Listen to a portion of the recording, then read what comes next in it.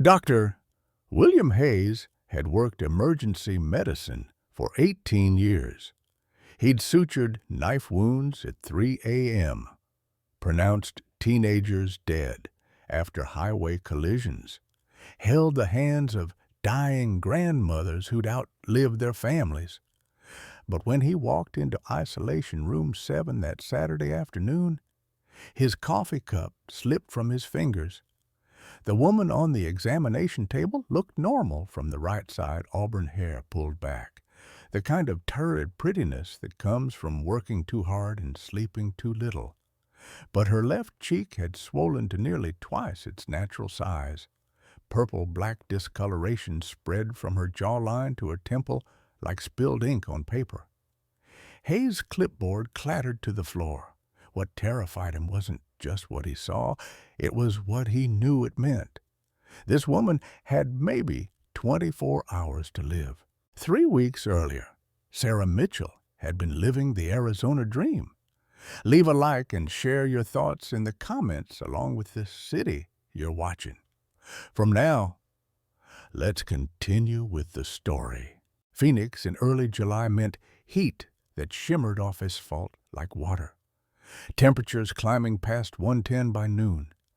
The Mitchell house sat in a subdivision where every third home had a pool, blue rectangles dotting backyards like scattered turquoise stones in the desert sand. Their pool had been David's pride 3 years ago when he'd built it himself, working weekends, getting the tile work just right. Sarah Mitchell was 33, a dental hygienist at Roosevelt Dental Clinic where she'd worked for a decade. She had capable hands that never trembled when she held the scaler, auburn hair she wore in a practical ponytail, and the kind of confidence that came from fixing people's smiles every single day. On her desk at work sat a coffee mug that read, "I fix smiles for a living." On the clinic wall hung a plaque, 270 days without patient incident. She was proud of that number. Her husband David was 35, a construction manager who built luxury pools for wealthy clients in Scottsdale. His hands were weathered from sun and work, his build strong from years of physical labor. Together they made $92,000 a year, solidly middle class with a mortgage, 2 car payments, and a high-deductible health insurance plan they'd never needed to use. Emma, their 9-year-old, was the responsible one. She kept a diary with a purple unicorn on the cover, noticed everything adults tried to hide, and had her mother's observant eyes. Jake, 5 years old, was pure energy, the kind of kid who wore his Superman cape to breakfast and believed he could actually fly if he jumped hard enough from the couch. David's mother, Barbara, was 62, a widow with silver hair and the quiet strength that came from being a military wife. She lived 20 minutes away and visited every Sunday without fail, bringing homemade cornbread and stories that made the kids laugh. On the Mitchell kitchen counter, in a mason jar with a handwritten label, sat $3,200 in cash. Beneath it, a travel brochure showed white beaches and impossibly blue water. Maui paradise awaits. Every Friday, someone in the family added money to that jar. By Christmas, they'd have enough. The kids talked about it constantly, learning to surf, building sand castles, eating shaved ice until their tongues turned colors. That Sunday morning, the 1st of July, Sarah braided Emma's hair while David made pancakes in the kitchen. Jake sat at the table reading his comic book aloud, stumbling over words like invincible and catastrophe. The radio played softly in the background, local news mentioning something about pool safety and bacteria warnings. Sarah wasn't listening. The morning had that golden quality that makes ordinary moments feel precious in hindsight. David flipped pancakes while humming off-key to a song on the radio. Sarah finished Emma's braid with a practice twist and secured it with a purple elastic band. Jake's voice rose and fell dramatically as he narrated his superhero's latest adventure, complete with sound effects. "Can we swim today?" Emma asked, tilting her head to check her braid in the reflection of the microwave door. David glanced out the kitchen window at the pool. The water looked slightly cloudy, he noticed, with a faint greenish tint when the sunlight hit it just right. The filter had been acting up for a couple of weeks. He kept meaning to clean it properly, but work had been demanding 3 new pool installations in Scottsdale, all luxury builds with custom waterfalls and infinity edges. "After I fix the filter," he said, setting a plate of pancakes on the table. "You said that last weekend," Emma pointed out, "and the weekend before," Sarah added with a smile that took the edge off the words. David raised his hands in surrender. "Guilty. But the water's fine for today. I'll shock it next weekend. Promise." Sarah hesitated, her dental hygienist's mind automatically cataloging potential health risks. But it was hot. The kids were excited, and David built pools for a living. Surely he'd know if something was actually wrong. "Okay," she said, "but just for a little while." By afternoon, the temperature had climbed to 110 degrees, the kind of heat that made the air feel solid, that turned car steering wheels into branding irons. Jake emerged from his room in swim trunks and his Superman cape, dragging his red foam pool noodle behind him like a lance. "Pool monster coming through," he announced, charging toward the back door. The water was cooler than the air, but not by much. Emma cannonballed in first, sending up a splash that glittered in the harsh sunlight. Jake followed with his noodle, immediately starting a game that involved him being a sea serpent and Emma being a pirate hunter. Sarah sat on the pool's edge, feet dangling in the water. She'd changed into shorts and a tank top, but hadn't committed to actually swimming.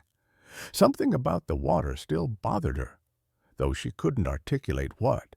Maybe just the cloudiness, or the way it didn't quite smell like chlorine should. Jake swam toward her, noodle held high like a weapon. "Mommy, you're the princess, and I have to save you from the dragon." "Oh, no," Sarah said with exaggerated fear. "However will I be saved?" Jake swung the noodle in an arc, his 5-year-old coordination not quite matching his enthusiasm. Sarah leaned forward at the same moment to grab Emma's beach towel from the deck chair.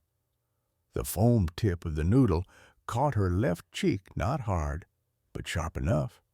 She felt the sting immediately. When she touched her face, her fingers came away with a tiny smear of blood. "Mommy." Jake's face crumpled instantly, his lower lip trembling. I'm sorry. I didn't mean to." Hey. Sarah pulled him close, ignoring the wet chlorine smell of his hair. "It's nothing, baby. Just a tiny scratch. It barely even hurts." "I didn't mean to hurt you," he whispered against her shoulder. "I know, sweetheart. It just means you love me too much." She kissed his forehead and smiled. "See? All better already." The scratch was barely visible, a thin red line about an inch long on her left cheek, just below the cheekbone. Sarah wiped the blood away with a towel and thought nothing more of it. She didn't wash her face. That was her first mistake. Monday morning, Sarah stood in front of her bathroom mirror, applying makeup with the precision of long practice.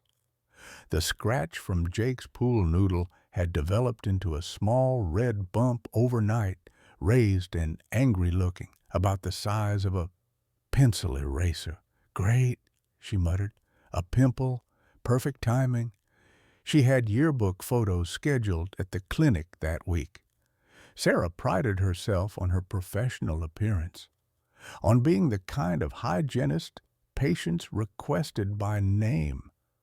A blemish on her face felt like a professional failure somehow, even though she knew that was ridiculous. She covered it with concealer, blending carefully until the bump was barely visible. There, no one would notice. At Roosevelt Dental Clinic, her first patient was an elderly woman named Mrs. Patterson, who'd been coming to Sarah for 8 years. As Sarah adjusted the overhead light, Mrs. Patterson squinted up at her. "Dear, is your face all right? That looks irritated." Sarah's professional smile didn't waver. "Just an allergic reaction to some new face cream I tried. Nothing serious." But at lunch, her coworker Trish cornered her in the break room. Trish was 40, frank to the point of bluntness, and had worked at the clinic longer than anyone. "That's more than an allergic reaction," Trish said, gesturing at Sarah's cheek with her sandwich. "You should get that checked." Sarah felt a flash of irritation. "Trish, I work in healthcare. I'd know if it was serious." "I'm just saying, I see infections every single day," Sarah interrupted, her voice sharper than she intended. "I know what a bacterial infection looks like. And this isn't it. It's a stress pimple, probably from all the overtime we've been pulling." Trish held up her hands in surrender. "Okay, okay. Your face, your choice." That evening, at dinner, David noticed it too. "Babe, that bump on your face is bigger." Sarah touched her cheek reflexively. The bump did feel larger, warmer. "It's just acne. Bodies do this." "Maybe we should," David began. But Sarah cut him off. The insurance statement sat on the kitchen table between them. The annual summary they'd received last week, the deductible glared up in red numbers, 400 or 500. "And waste our deductible on a pimple." Sarah's voice rose slightly. "David, we just paid off both credit cards. We're finally saving real money. The Hawaii Fund has $3,000 in it. I'm not throwing that away to have some doctor tell me to use benzoyl peroxide." David's jaw tightened. "This isn't about money." "Everything's about money," Sarah said quietly. "You know that as well as I do." By Tuesday morning, the bump had grown to dime-sized. The skin around it felt warm to the touch, and a faint purple tinge had appeared at the edges. Sarah stared at it in the bathroom mirror, a cold finger of worry tracing down her spine. She tried a different concealer, thicker, almost theatrical in its coverage. It worked, mostly. At the clinic, patients stared a beat too long. Sarah kept her left side turned away when she could, kept conversations brief and professional. When Trish pulled her aside after the third appointment, Sarah was ready for the confrontation. "Sarah, seriously, that needs a doctor." "I am a medical professional," Sarah snapped. "Stop hovering." Trish's face showed hurt, then worry. "I'm trying to help." "Then help by minding your own business." The words hung in the air between them. Sarah watched Trish walk away and felt immediately sick with regret. But pride kept her from apologizing. That evening, Emma looked up from her homework and said, "Mommy, your face is puffy." Sarah felt something crack inside her chest. "I know, Emma, I know." The sharpness in her voice made Emma's eyes go wide. Sarah's daughter, her observant, sensitive daughter, looked like she might cry. "I'm sorry, baby," Sarah said quickly. kneeling by Emma's chair. "Mommy's just tired. It's been a long day." In their bedroom that night, David tried again. "Sarah, this isn't about money. Something's wrong." "You're not a doctor," Sarah said, her back to him as she changed for bed. "I handle the medical stuff. You handle construction. That's not fair. We're not going to the ER for a pimple." End of discussion. The silence that followed was heavy and cold. David grabbed his pillow and headed for the living room couch. It was the first time in their 10 years of marriage that either of them had chosen to sleep separately. Sarah lay in the dark, touching her cheek, feeling the warmth radiating from the bump. The rational part of her brain whispered warnings she refused to hear. Wednesday morning, the bump was quarter-sized. By Thursday, it was the size of a golf ball, and Sarah called in sick to work for the first time in 2 years. She told herself she'd give it one more day, just one more day. Thursday afternoon, Sarah lay in her darkened bedroom with the curtains drawn and an ice pack pressed against her face. The bump had grown impossibly large, distorting the left side of her face into something she barely recognized.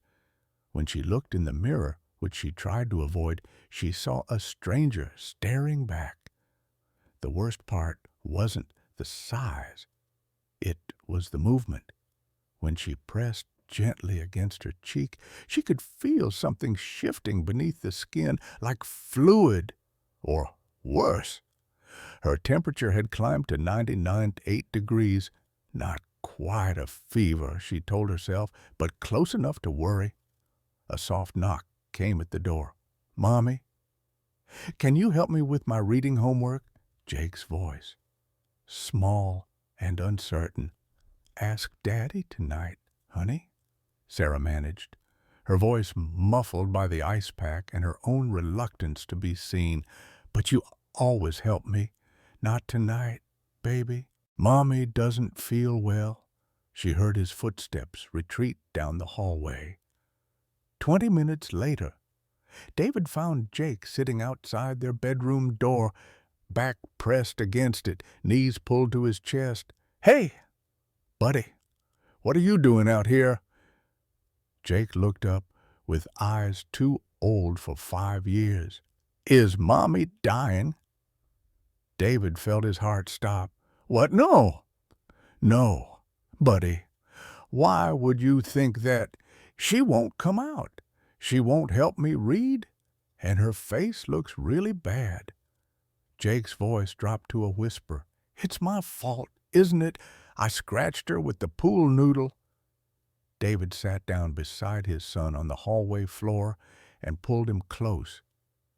"Jake, listen to me. Scratches don't make people die. Mommy's sick, but it's not because of you." "Are you sure?" David wasn't sure anything anymore, but he said, "I'm sure." Friday brought desperation. Sarah needed to feel normal, to prove to herself that she could still function. She made herself get dressed, applied heavy makeup that barely concealed the swelling, and drove to the grocery store. The cashier was young, maybe 19, with bright purple hair and a nose ring. When Sarah approached with her cart, the girl's professional smile faltered. Her eyes widened slightly, fixed on Sarah's face, before she caught herself and looked away. But Sarah had seen it, that flicker of revulsion, of horror, barely contained. "I can see you staring," Sarah said, her voice tight. The cashier's face flushed. "I'm sorry, ma'am. I didn't mean—" Sarah abandoned her cart in the middle of the lane and fled. She made it to her car before the tears came. Sitting in the baking heat of the parking lot with her hands gripping the steering wheel until her knuckles turned white. This was real. This wasn't just vanity or stress. Something was genuinely wrong with her face. and she could no longer pretend otherwise. When she pulled into their driveway, David was in the garage organizing tools he'd already organized twice that week. He looked up as she approached, and Sarah watched his face change. The sharp intake of breath he tried to hide, the way his eyes widened before he could control his expression. "Sarah." His voice was gentle but firm. "We're going to urgent care right now, not the ER," she said quickly. "Urgent care. The copay is only $40 instead of $300. "Sarah, I don't care about, I care." The words burst out of her, loud and desperate. "David, I care. Urgent care has everything we need. They can prescribe antibiotics. They can drain it if they need to. We don't need the ER." She could see him struggling, weighing her stubbornness against his fear. Finally, he nodded. "Okay, tomorrow morning, first thing. But Sarah, if they say you need the ER, we're going. No arguments." "Deal," she whispered. That evening, Barbara called, her weekly check-in, always perfectly timed to when the kids would be excited to talk to Grandma. "How are my grandbabies?" Barbara's voice was warm through the phone. David stepped into the hallway, lowering his voice. "Mom, can you come over tomorrow morning? Around 8, we need you to watch the kids." The warmth in Barbara's voice shifted immediately to concern. "What's wrong?" "Sarah's not well. We're taking her to urgent care." There was a pause. When Barbara spoke again, her voice carried a weight David couldn't quite identify. "I'll be there at 8. David, is it what kind of not well?" "An infection on her face. It's bad. Mom, it's really bad." "I see." Another pause. "I'll be there. Don't worry about the kids." After David hung up, Barbara stood in her kitchen staring at nothing. Her mind had gone back 15 years, to a different hospital, a different infection, her husband in a bed with tubes and monitors, MRSA eating through his body faster than the antibiotics could fight it. 3 days from admission to death. She recognized the pattern. She'd seen it before. But she didn't tell David that, not yet. Maybe she was wrong. She prayed she was wrong. Friday night. Sarah sat at her laptop in the darkened bedroom, the blue light from the screen illuminating her swollen face. She typed urgent care versus emergency room into the search bar and read through article after article, convincing herself that urgent care would be sufficient. They could prescribe broad-spectrum antibiotics. They could lance and drain abscesses. They had X-ray machines and lab facilities. Everything she needed without the crushing cost of an ER visit. She closed the laptop at midnight. Satisfied with her decision, in the darkness, she touched her cheek. One more time. The skin felt stretched impossibly thin, hot to the touch. When she pressed gently, the fluid inside shifted. She pulled her hand away and closed her eyes. One more night, just one more night. And then she'd get help. She didn't know that bacteria don't respect schedules or intentions. She didn't know that necrotizing fasciitis moves in hours, not days. She didn't know that while she slept, the infection was spreading through the fascia layer of her face, releasing toxins that were beginning to shut down her body's defenses. She didn't know that when she woke up, it would already be too late for urgent care. In the living room, David lay on the couch, staring at the ceiling. He'd pulled up his phone a dozen times to call 911, and each time he'd stopped himself. Sarah had agreed to urgent care in the morning. That was progress. If he pushed harder now, she might shut down completely, might refuse to go anywhere at all. He was trying to respect her autonomy, her medical knowledge, her right to make decisions about her own body. Years later, he would wonder if that respect had nearly killed her. Emma lay in her bed with her tablet hidden under the covers, the glow illuminating her worried face. She'd been researching all evening, typing variations of purple face swelling and skin infection into Google. The results terrified her. Necrotizing fasciitis, flesh-eating bacteria, MRSA, sepsis. The articles all said the same thing: time matters, hours matter, delay could be fatal. She wanted to tell her parents what she'd found, but she was 9 years old and they were adults. An adult didn't usually listen to children about medical things. Besides, they were taking Mommy to the doctor tomorrow. That's what mattered. She turned off the tablet and tried to sleep, but her mind kept showing her the pictures she'd seen online, the purple discoloration, the swelling, the way the skin looked stretched and shiny, just like her mother's face. Down the hall, Jake had finally cried himself to sleep, his Superman cape still tied around his neck, his pool noodle shoved deep into his closet where he wouldn't have to look at it. And in the master bedroom, Sarah's fever climbed past 100 degrees while she slept fitfully, her body fighting a battle it was slowly losing. Saturday morning would bring revelation. Saturday morning would bring terror. But Friday night, the Mitchell family slept, each person isolated in their own worry, none of them knowing just how little time remained. The clock ticked toward dawn. The bacteria kept spreading. Sarah woke to pain so severe she couldn't process it at first. Her scream brought David bolt upright in the chair beside the bed where he'd spent the last few hours of the night, unable to sleep on the couch, needing to be close. "Sarah, what? I can't open my eye," she gasped, hands flying to her face. "David, I can't see, I can't." He turned on the bedside lamp and froze.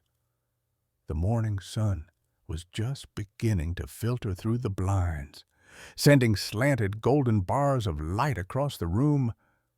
One of those bars fell directly across Sarah's face as she turned toward him. For a moment, David's brain refused to process what he was seeing. The swelling had doubled overnight. Sarah's left cheek extended grotesquely, the skin stretched so thin it had taken on a translucent quality. And in that morning light, at that precise angle, he could see through it. Not clearly, not like looking through glass, but enough to see the shadowy, yellow-green shapes underneath, enough to see something shifting as Sarah breathed, as her heart pumped, enough to see what looked like tissue that had gone wrong, gone rotten. The coffee cup he'd been holding slipped from his hand. It fell in what felt like slow motion, hit the hardwood floor, and shattered into a dozen pieces. David didn't notice. He was backing away from the bed, one hand coming up to cover his mouth. "Oh, my God," he whispered. "Oh, my God. Sarah, I can see." "What?" Her hand was still on her face, feeling, but not understanding. "David, what's wrong?" "Your face. I can see inside your face." Sarah stumbled out of bed and ran to the bathroom. David followed, catching her as she swayed. They stood together in front of the mirror, and Sarah saw what had broken something in her husband's eyes. Her left cheek was a nightmare. The purple-black discoloration had spread from her jawline up past her temple. Creeping toward her forehead, the skin over the swelling was stretched so tight it looked ready to burst. And yes, in the bathroom's harsh fluorescent light, it was translucent. She could see the shadow of corruption beneath. The scream that came from her throat was primal, terrified. It brought both kids running. Emma appeared in the doorway first, with Jake right behind her. "Mommy." "Don't look," David said sharply, moving to block their view. "Go back to your rooms, now." But Jake had already seen, his small face crumpled. "Mommy's dying. Mommy's dying, and it's my fault." David scooped him up with one arm while guiding Emma away with the other. "Barbara is coming. Go watch cartoons. Right now. Go." Is back in the bathroom. Sarah was touching her cheek with trembling fingers. When she pressed gently, she felt the fluid shift underneath, felt tissue that had gone soft and wrong. Her fever was spiking when David pressed the thermometer to her forehead. It read 101.2 degrees. Red streaks had appeared on her face, spreading out from the swelling like lightning bolts. Blood poisoning. Even Sarah, in her denial, recognized that. "I'm calling 911, David said, already reaching for his phone. "No." Sarah's voice was weak but stubborn. "We can drive. The urgent care appointment—" "Sarah!" David's voice cracked. "Look at yourself. Look at your face. I can see inside you. This isn't urgent care. This is 911. This is right now. The Hawaii Fund," she whispered, tears streaming down the right side of her face. The left side was too swollen to cry properly. "The deductible. David, we can't afford—" "I don't give a damn about Hawaii." His voice broke completely. "I don't give a damn about the deductible or the bills or any of it.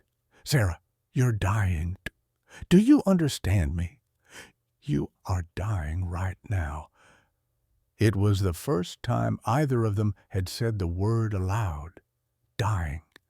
It hung in the air between them, heavy and real and terrifying. Sarah looked at herself in the mirror one more time and finally let herself see the truth. This wasn't a pimple. This wasn't stress. This was something that was eating her alive from the inside out. "Okay," she whispered. "Call them." David's hands shook so badly he almost dropped the phone twice before he managed to dial 911.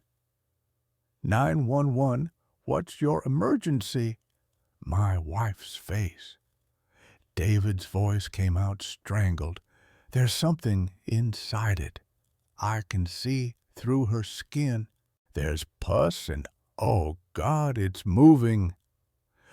"Sir, I need you to slow down. Is she conscious?" "Yes, but her face, the skin is translucent, and there's something underneath, and it's purple and black, and I can see—" "Sir, what's your address?" David rattled off their address. 2847 Desert Bloom Road. His voice steadier now that he had a concrete task. "Is she breathing normally?" David looked at Sarah, who was leaning against the bathroom counter. "Yes. No, I don't know. She's in pain. She's crying. An ambulance is being dispatched. They'll be there in approximately 8 minutes. I need you to keep her comfortable and stay on the line with me. Is she going to die?" The question came out as a whisper. The dispatcher's pause was a fraction too long. "Sir, the paramedics will be there very soon. Can you tell me if she has a fever?" 101, maybe higher now. In the background, Sarah's voice. David, hang up. We can still drive ourselves. We don't need an ambulance. The cost?" "How long has she had these symptoms?" the dispatcher asked. "The bump appeared Monday, but today, it's—" David couldn't find words for what it was today. "Okay, the paramedics are 6 minutes out. Is she in immediate distress? She can't open her left eye. The swelling, a knock at the front door interrupted him. Barbara had arrived early, letting herself in with the spare key they'd given her years ago. "David," she called. "The kid said—" Her voice cut off as she reached the bathroom doorway. Barbara's face went absolutely white. For a moment she just stood there, frozen, staring at Sarah's face. Then her expression shifted into something David had never seen before, a kind of resigned horror, like she was watching a nightmare she'd already lived through once. "Not again," Barbara whispered. "Please, not again. Mom, what? Where's the ambulance?" Barbara's voice was suddenly sharp, military efficient. 6 minutes! Get her to the living room, near the front door. Make it easy for the paramedics." David helped Sarah walk, supporting most of her weight. She was shaking now, the adrenaline and fear finally breaking through the denial. Jake was standing in the hallway, frozen, watching them pass. "Buddy, go to Grandma," David said. But Jake just stared at his mother's face, his small body rigid with terror. Barbara swept in and picked him up, even though he was getting too big for it. "Jacob Mitchell, you listen to me. Your mother is going to the hospital. The doctors are going to help her. Do you understand? I killed her," Jake whispered. "With the pool noodle. I killed Mommy." "No." Barbara's voice was fierce. "You did not do this. Do you hear me? You did not do this." Emma appeared, tablet in her hand, face poised. "Grandma, I know what she has. I researched. It's necrotizing fasciitis, flesh-eating bacteria. The mortality rate is 30%, even with treatment." Barbara stared at her 9-year-old granddaughter. "Where did you—" "Google. I've been researching for 2 days." Emma's voice was steady, but her hands trembled. "She needs surgery. Fast. Hours matter." Sirens wailed in the distance. Growing closer, Sarah was on the couch now, David beside her holding her hand. I'm sorry. She kept saying, "I'm so sorry. I should have listened. I should have gone days ago." "Don't," David said. "We're getting you help now. That's what matters." The sirens grew deafening, then cut off abruptly as the ambulance pulled into their driveway. Within seconds, 2 paramedics were at the door, a man in his 40s and a younger woman, both in Navy uniforms with equipment bags. The male paramedic took one look at Sarah's face, and his professional expression slipped for just a moment. His eyes met his partner's, and David saw the silent communication pass between them. This was bad. This was very bad. "Ma'am, I'm Rick. This is Jennifer. We're going to take care of you." He was already pulling out equipment, checking her vitals. "How long have you had these symptoms?" "The bump appeared Monday," Sarah managed, "but it got really bad today." "That's 6 days," Jennifer said quietly to Rick, her voice carrying an edge of disbelief. Rick was on his radio. "Dispatch, this is Unit 12. Female, 33, possible necrotizing infection with facial presentation, severe swelling, visible tissue discoloration, translucent skin, febrile at—" He glanced at his thermometer. 102.3. Request immediate ISO room prep at Phoenix Memorial. ETO 12 minutes. Copy that. Unit 12. Phoenix Memorial. Notified. Dr. Hayes has been paged. They had Sarah on the gurney. In less than 2 minutes, IV line already started, oxygen mask over her face. David grabbed his wallet and keys. "I'm going with her?" Family can ride in front, Jennifer said, already moving toward the ambulance. Barbara appeared with David's phone and a sweatshirt. Go! I have the kids. David paused long enough to look at his children. Emma standing straight and scared, holding Jake, who was crying into Barbara's shoulder. I love you both, he said. Grandma's in charge. Be good. Then he was running after the gurney, climbing into the ambulance, and the doors were slamming shut. Through the window, he saw his house, his family, his normal life receding as the ambulance pulled away. Inside, Sarah was drifting from the pain medication they'd given her. Her words were slurred but clear enough. The Hawaii jar, I counted wrong. We had enough. We could have gone. David gripped her hand. We'll go. After this, I promise. David, if I don't make it, don't. Tell the kids. Tell them I love them more than anything. You'll tell them yourself.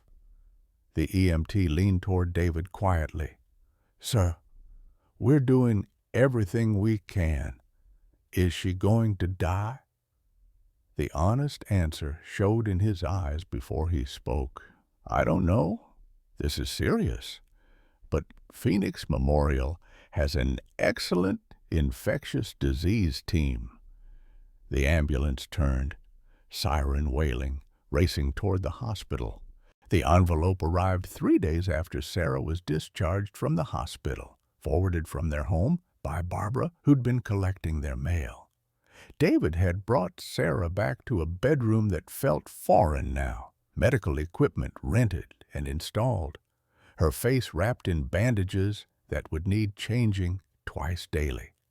The envelope was white, corporate, with Phoenix Memorial Medical Center, Statement of Services, printed in the corner. David's hands shook as he opened it. Total amount. Due. Wahadabat. He stared at the number until the digits blurred. Surgery, $35,000. ICU care, $12,000. Medications, $8,000. Imaging and lab work, $3,500. The rest itemized across 2 full pages in small print. Sarah was sitting up in bed, still groggy from pain medication, but alert enough to see his face.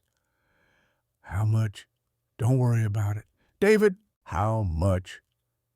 He showed her the paper because lying seemed worse somehow. Sarah's one visible eye, the left still swollen shut, widened. Her hand went to her mouth. $68,000. Insurance will cover most of it, David said, but his voice lacked conviction. Our deductible is $4,500. That's just the beginning. Sarah was crying now, tears running down the right side of her face. We had $3,000 saved. That won't even cover the deductible. The Hawaii jar sat on their dresser, emptied to pay for medications the hospital pharmacy had insisted they purchase. Immediately upon discharge, the travel brochure was gone, thrown away by someone. David didn't remember who. I did this, Sarah whispered. I waited. I was too proud and too cheap and too stupid. And now we'll be in debt for years. Stop. David sat on the bed beside her. You're alive. That's what matters. At what cost Emma's college fund? We'll have to use it.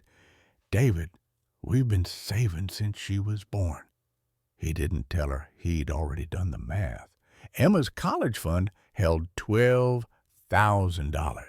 His 401k had $40,000, but early withdrawal meant penalties and taxes. Barbara had pressed an envelope into his hand yesterday, $10,000 from his father's life insurance. Money she'd been saving for her own retirement. Even with all of it, they'd barely break even. I'll take extra shifts, David said. Double time on weekends. We'll manage. But the fear in Sarah's eyes said what they were both thinking managing meant years of sacrifice. It meant no vacations, no extras, every dollar spoken for. It meant Emma's college fund gone. It meant their savings obliterated. It meant starting over from worse than zero. The second blow came on Tuesday. David was at work, trying to focus on blueprints for a pool installation in Scottsdale. When his phone rang, Sarah's name on the screen sent his heart racing. Every call now carried the weight of potential crisis. "They denied it," she said without preamble. Her voice was flat, shocked. "What? Insurance. They denied the claim." David was already standing, grabbing his keys. "I'm coming home." The letter was laid out on the kitchen table when he arrived. Official letterhead, cold corporate language. Claim denied. Reason voluntary delay in seeking treatment per policy section while patient waited 10 days with progressively worsening symptoms. Medical review indicates that earlier treatment would have reduced severity and associated cost. Delay directly contributed to extent of medical intervention required. Claim denied in full. David read it twice, 3 times, unable to process what it meant. "They're saying it's my fault," Sarah said. She was still in her pajamas at 2 in the afternoon, bandages wrapped around her head, her voice hollow. "They're saying I waited on purpose." "You waited because you were scared of their bill." David's voice rose. "Because of their $4,500 deductible. Because they've made health care so expensive that people have to choose between treatment and bankruptcy." He grabbed his phone and dialed the number on the letter. 45 minutes of hold music. Then a representative with a carefully scripted voice explaining that policy was policy, that personal financial circumstances weren't the insurance company's concern, that the delay had increased costs significantly. "She delayed because she was terrified of what you'd charge her," David said, his voice shaking. "Your system made her choose between her face and her daughter's education fund." "Sir, I understand your frustration, but the decision stands. You can file an appeal within 30 days. Transfer me to a supervisor." Another 30 minutes on hold. The supervisor said the same things in slightly different words, with marginally more sympathy but zero flexibility. "How do we appeal?" "Written letter, supporting medical documentation, submitted within 30 days of denial notification." David hung up and put his fist through the drywall next to the phone. Pain shot through his knuckles, but he barely noticed. Blood welled up from split skin. Sarah was watching from the doorway. "It's hopeless, isn't it?" "No." David wrapped his bleeding hand in a dish towel. "We fight. I'll write the letter. We'll get documentation from Dr. Hayes. We'll hire a lawyer if we have to." But they both knew lawyers cost money they didn't have. Wednesday brought a small mercy. Trish appeared at their door with an envelope and an awkward expression. "The clinic did a fundraiser," she said, handing it to Sarah. "Everyone contributed." Inside were checks and cash totaling $8.40. "You didn't have to do this," Sarah said, crying. "We wanted to. You're one of us." After Trish left, Sarah sat at the kitchen table counting the money. $8,240. It was generous. It was kind. It was nowhere near enough. "Some of them blame me," Sarah said quietly. "Trish told me. Some of the staff are saying I should have known better, that I'm a dental hygienist, that I see infections every day." David started to protest, but Sarah held up her hand. "They're right. I should have known. I did know, deep down. I just didn't want to face it. That evening, David called his boss. I need extra shifts, weekends, nights, whatever you've got. David, you're already working 50 hours a week. You've got a family, medical bills, significant medical bills. How significant are we talking? David closed his eyes. After insurance denial and what we have saved, we're looking at about $50,000 out of pocket. His boss was quiet for a long moment. I'll see what I can do. But David, don't burn yourself out. Your family needs you healthy. After he hung up, Sarah appeared in the doorway. You can't work 7 days a week. We need the money, not at the expense of your health, not at the expense of being there for the kids. What else do you suggest? The question came out harsher than he meant. Sarah sat down heavily at the kitchen table, surrounded by bills and calculations and dead-end math. I don't know anymore. They sat together in silence, the numbers on paper spelling out a future of debt and sacrifice and dreams deferred. The house they'd hoped to buy in a better school district, gone. The new car to replace David's truck that was falling apart, impossible. Emma's college fund already mentally spent. Jake's future savings not even started. Barbara's $10,000 would cover the deductible and a bit more. The clinic fundraiser would help. But even optimistically, they were looking at $20,000 in debt, maybe more once the final accounting was done. We could declare bankruptcy, Sarah said quietly. No. David's voice was firm. We'll survive this. We'll pay it off, however long it takes. At what cost to our family? Neither of them had an answer for that. In their rooms, the children tried to sleep. Emma, with her tablet hidden under the covers, reading about medical debt and insurance denials. Jake, with his Superman cape clutched in his hands, still convinced that somehow, in some way, this was all his fault. Dr. William Hayes sat in his office at Phoenix Memorial, reviewing patient files, when Sarah Mitchell's case crossed his desk again. It was routine, a 2-week post-surgical follow-up review. But when he saw the insurance notation at the bottom of the digital chart, his jaw tightened. Claim status denied. Voluntary treatment delay. Hayes picked up his phone and dialed the insurance company's provider line. He wasn't Sarah's primary care physician, but he was her treating surgeon, and that gave him standing.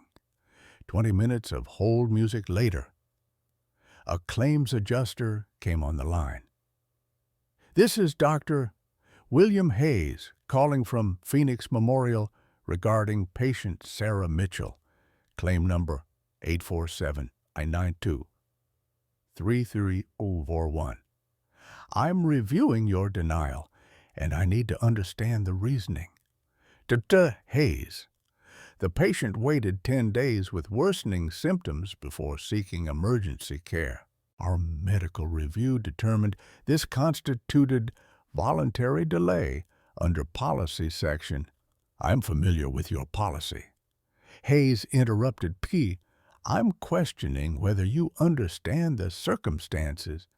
Doctor, the patient is a dental hygienist. She has medical training. She should have recognized the severity. Hayes felt anger rising in his chest, the kind he usually kept carefully controlled. She's a dental hygienist, not an infectious disease specialist. I'm a physician with 18 years of emergency medicine experience, and even I can miss early presentations of necrotizing fasciitis. Nevertheless, our review stands. Your $4,500 deductible created a financial barrier that directly caused her delay.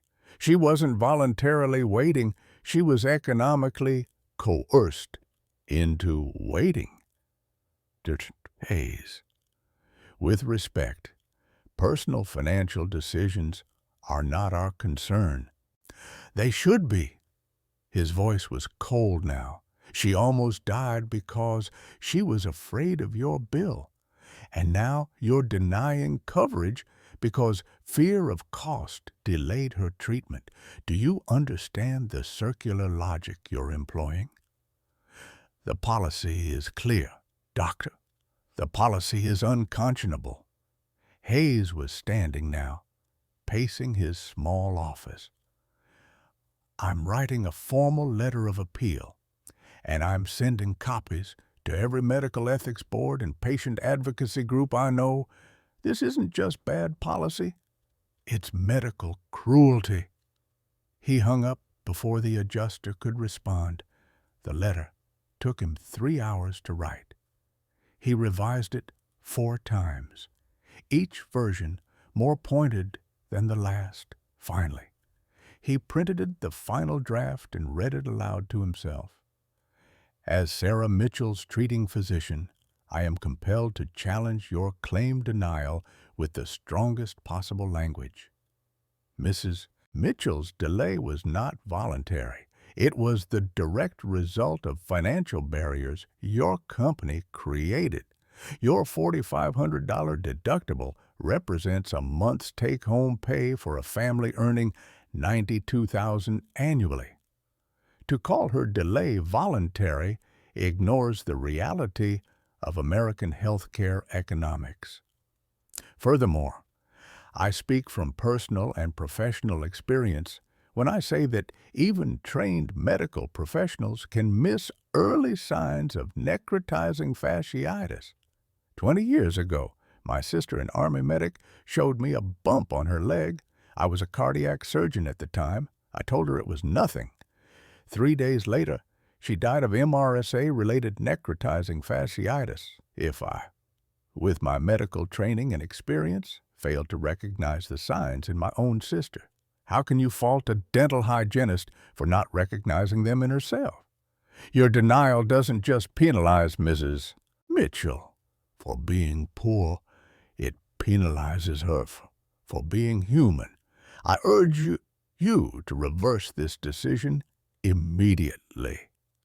He sent certified copies to the insurance company, the Arizona Department of Insurance, 3 patient advocacy organizations, and 2 local news stations. Then he made one more call. On Friday afternoon, a city inspector knocked on the Mitchells' door.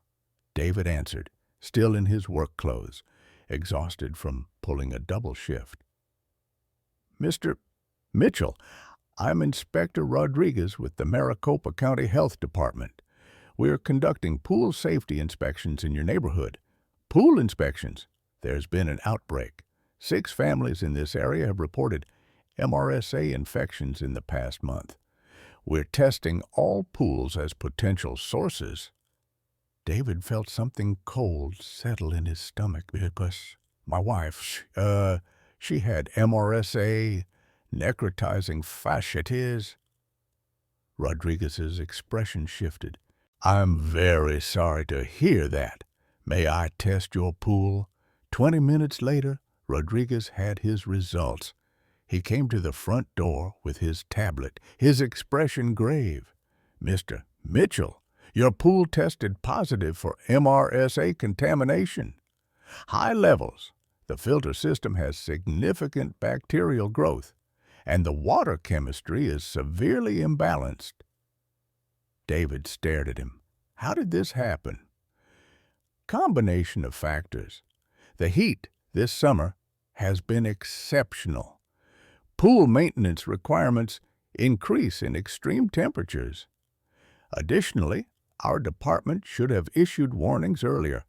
We identified the first cases 3 weeks ago but delayed public notification. Rodriguez looked uncomfortable. The city may bear some liability here.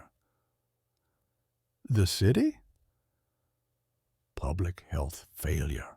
We should have warned residents. You should know you may want to consult an attorney. Several families are discussing a class action suit. After Rodriguez left, David sat Sarah down and explained. Her reaction wasn't what he expected.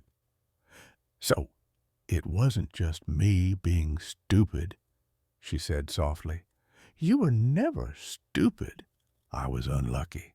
Wrong place, wrong time, wrong pool. She laughed, but it sounded broken. Of all the pools in Phoenix, but the bacteria was already there, David said. This wasn't negligence. It was an outbreak. Jake had been listening from the hallway. He appeared in the doorway, face tear-stained. So it wasn't my scratch. David pulled him close.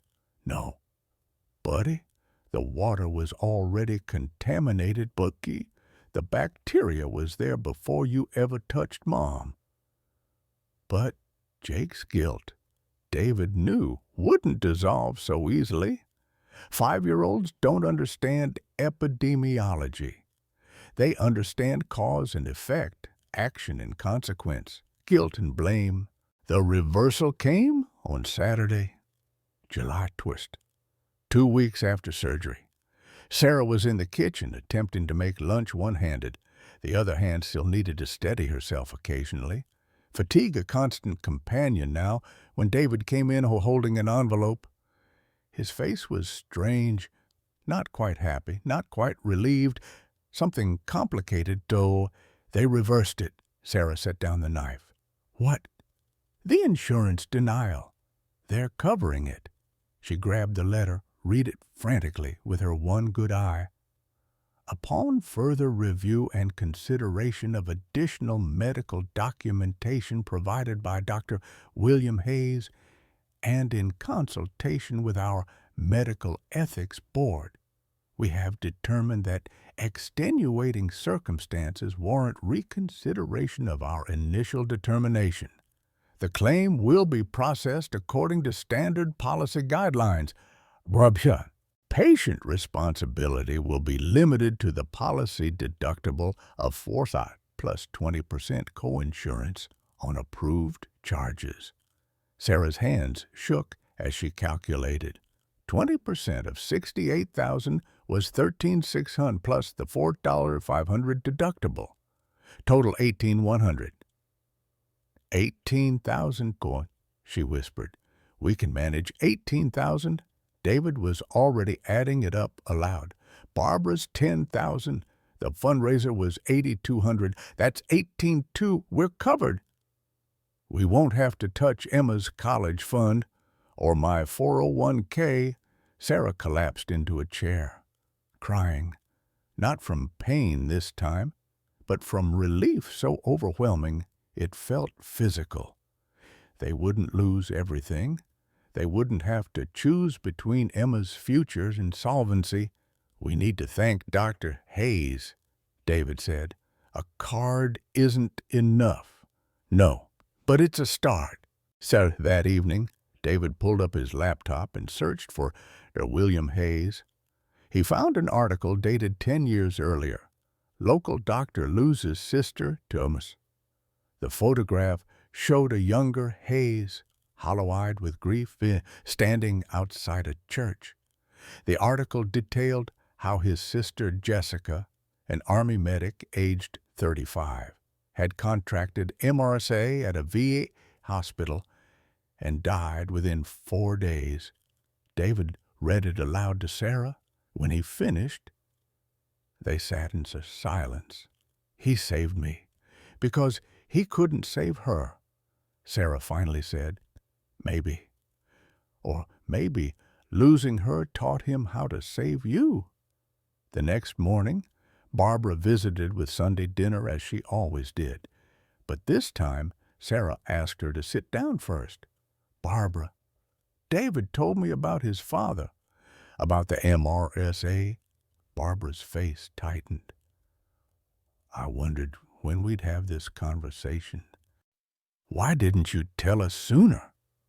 Barbara looked down at her hands, weathered and strong.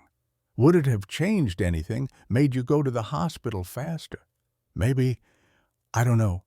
I didn't tell David because I was protecting him. He was 19 when his father died. He watched him suffer for 3 days. I didn't want him carrying that trauma forever. Barbara's voice cracked. But then you got sick, and it all came back.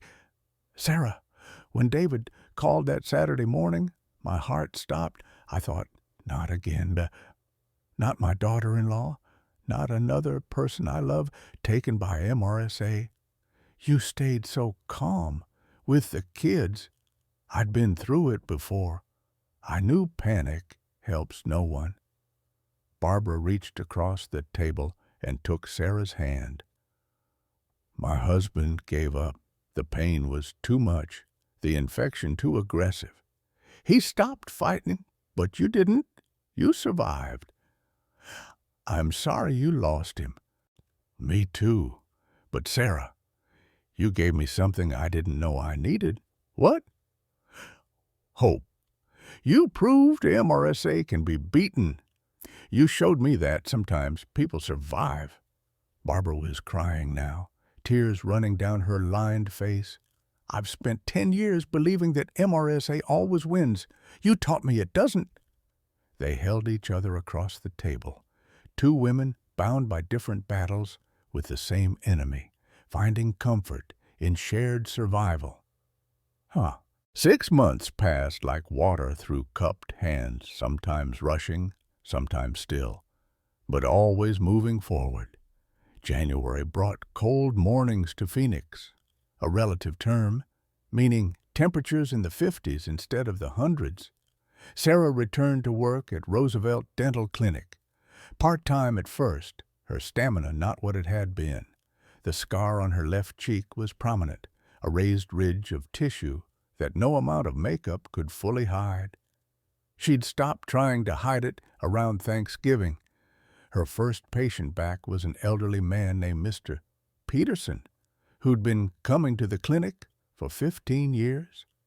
He settled into the chair, looked up at her face, and said without preamble, "What happened to you?"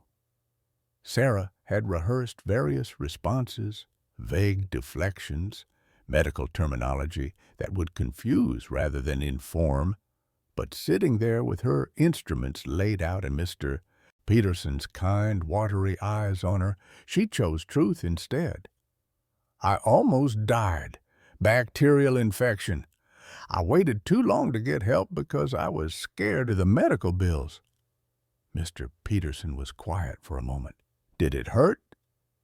Yes, but I survived. You're braver than I would have been. I'd have hidden. Sarah smiled, the expression pulling at her scar tissue. I tried hiding. It didn't work. So now I'm done with it. Word spread through the clinic quickly. Some patients stared. A few asked to be reassigned to other hygienists, though they gave different reasons. But most were kind, and some even thanked her for her honesty. Trish pulled her aside during lunch break 2 weeks after her return. How does it feel? Being back, strange, good, terrifying, but all of it at once.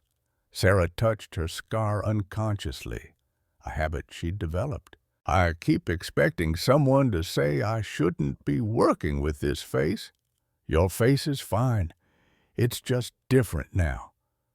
That's a diplomatic way of saying scarred. Scarred isn't the same as ugly, Trish said firmly. You survived something that kills 30% of people even with treatment. That scar is proof you're a fighter. At home, the family found new rhythms. David had taken extra weekend shifts for 3 months until the medical bills were paid off. The Hawaii jar had been reestablished in December with $40 in it, a symbolic restart. At the current rate of saving, they might have enough for Hawaii in 3 years, maybe 4. Emma's artwork had evolved. She drew constantly now, and every family portrait included Sarah's scar, rendered not as a flaw, but as a feature, sometimes decorated with small flowers or stars. One drawing showed Sarah as a superhero, cape flowing behind her, the scar drawn as a lightning bolt of power. Sarah had cried when she saw that one. Jake's healing took longer. The guilt had burrowed deep into him, manifesting in nightmares and a reluctance to play roughly with anyone. Barbara had found him a child psychologist, a gentlewoman named Linda Morris, who specialized in childhood trauma. In their final session in late December, Dr. Morris asked Jake, "How do you feel about your mommy's face now?" Jake, who'd been building with blocks in the corner, didn't look up. "It's different, but she's still mommy. Do you still think it's your fault?" Long pause. "Sometimes Emma says it's not." "Emma's right. The bacteria hurt your mommy, not you. But I scratched her." Dus. Morris set down her notepad and sat on the floor beside him. "Jake, do you know how many times I've been scratched by my kids? Hundreds, maybe thousands. How many times did those scratches make me sick? None. Exactly none. Because scratches are just scratches. The pool water had bad germs that you couldn't see. Nobody could see them. That's what made Mommy sick.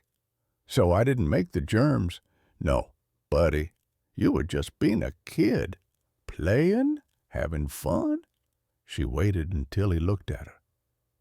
"You are not dangerous. You're a sweet, loving boy. What happened to your mom was bad luck, not bad you. Do you understand?" Jake nodded, but his eyes showed uncertainty, belief. Dr. Morris had told David takes time. By January, Jake was swimming again. The pool had been professionally cleaned, the filter replaced, the water chemistry carefully balanced. The first time Jake jumped in, David was in the water with him, arms ready to catch. "It's safe now?" Jake had asked, standing on the edge in his Spider-Man swim trunks. "I promise, buddy." Jake had closed his eyes, taken a breath, and jumped. When his head broke the surface, he was smiling for the first time in months. In March, Sarah received a letter from the Arizona State Capitol.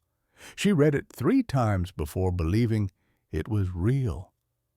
The Arizona Health Committee was holding hearings on health care access and insurance practices. They'd heard about her case. Dr. Hayes had made sure of that and wanted her to testify. "I'm not a public speaker," Sarah said to David that evening, the letter trembling in her hands. "You're a survivor. That's more powerful than any speech." The hearing room was smaller than she'd expected, but no less intimidating. Legislators sat in a semicircle, cameras positioned at angles.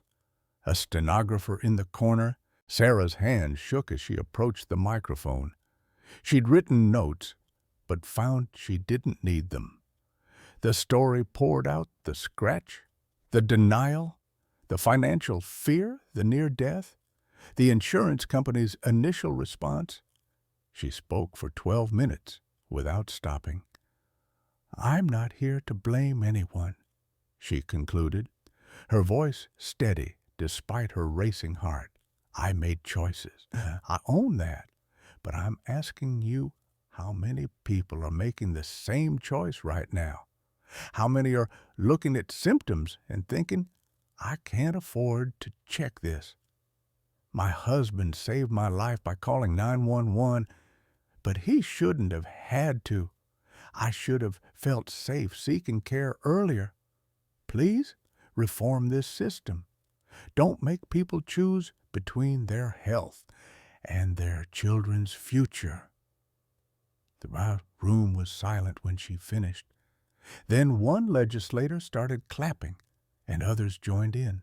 A bill was proposed 3 weeks later. Arizona HB 487, the Pool Safety and Medical Access Act.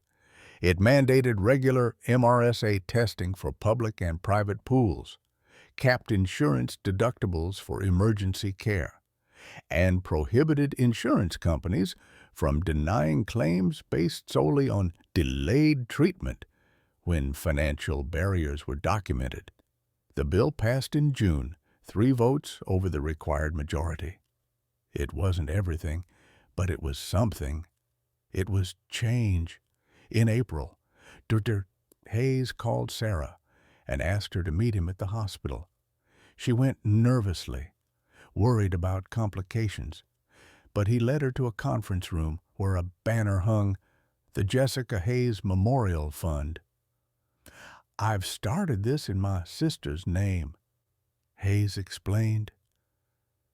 "It helps patients with medical bills, funds MRSA awareness programs, teaches people when to seek emergency care." He paused. "You're the first recipient. We're covering the rest of your medical costs, whatever insurance didn't." Sarah stared at him. Hayes, I can't. You already have. By surviving, by testifying, but you're changing things. Sarah, Jessica would have liked you. She was a fighter, too. Can I visit her grave to pay my respects? I'd like that very much." The following Saturday, they stood together at the grave, Sarah, David, and Dot Hayes. The headstone was simple. Jessica Lynn Hayes, 1980, 25th beloved sister, Army medic, hero. Sarah placed white roses at the base. "Jessica, I'm Sarah. Your brother saved my life. Thank you for teaching him that." She touched her scar. "I'm sorry you didn't get the same chance I did." Hayes was crying openly now. David put a hand on his shoulder, saying nothing, offering silent support. "I'm sorry." "Jess," Hayes whispered, "I should have looked. I should have listened." "You saved me," Sarah said gently. "That has to count for something." "Maybe." Hayes wiped his eyes. "Maybe you've given me permission to forgive myself. That's worth more than you know." June arrived with blazing heat, marking 1 year since the scratch that had changed everything. The Mitchell family stood in their backyard looking at the pool that had been cleaned, tested, and declared safe months earlier. "Who wants to go first?" David asked. Sarah stared at the water, memories flooding back, the translucent skin, the pain, the terror of seeing inside her own face. Her breath quickened. "Mom." Emma took her hand. "We'll go together." They walked to the shallow end, mother and daughter, and stepped in. The water was cool, clean, safe. Sarah felt her heartbeat slow, felt the panic recede. Jake cannonballed in beside them, sending up a splash that caught them both. "Mommy, watch this." He did a handstand underwater, his feet breaking the surface. Sarah laughed genuinely, laughed for the first time in that pool since last July. David jumped in, and then Barbara from her chair on the patio, and suddenly it was just a family in a pool on a hot Arizona day. Normal, ordinary, miraculous. Sarah floated on her back, looking at the cloudless sky, and thought about the journey, the pain, the fear, the bills, the legislation, the healing. All of it had brought them here, to this moment, to this impossible ordinary day.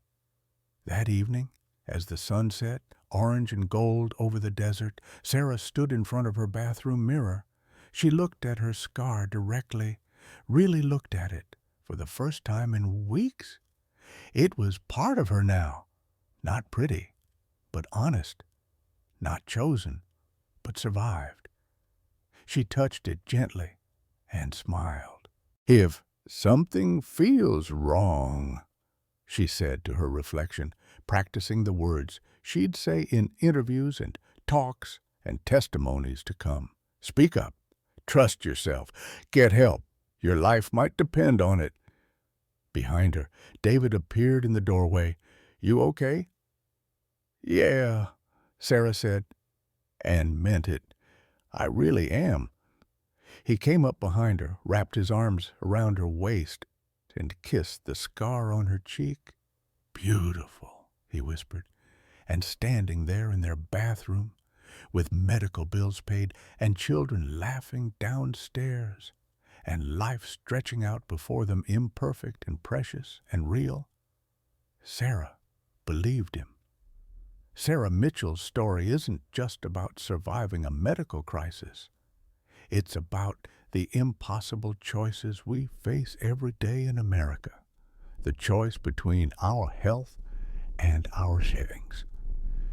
Between seeking help and protecting our family's futures. How many of us have looked at a symptom and thought, I'll wait one more day? How many have chosen to ignore pain because we knew what the bill would look like? Sarah almost died because she was afraid of a $4,500 deductible. She was a healthcare worker herself, yet even she couldn't escape the fear that trapped so many of us. But this story is also about hope. It's about a husband who called 911 despite his wife's protests, a doctor who fought an insurance company because he couldn't save his own sister years before, a community that rallied, a grandmother who gave her retirement savings, and ultimately, a family that reclaimed their pool, their joy, and their life together. They didn't get their Hawaii vacation, but they got something more precious. They got each other. Have you ever delayed medical care because of cost? What would you have done in David's position? When Sarah begged him not to call 911, share your story below. Your experience might save someone's life.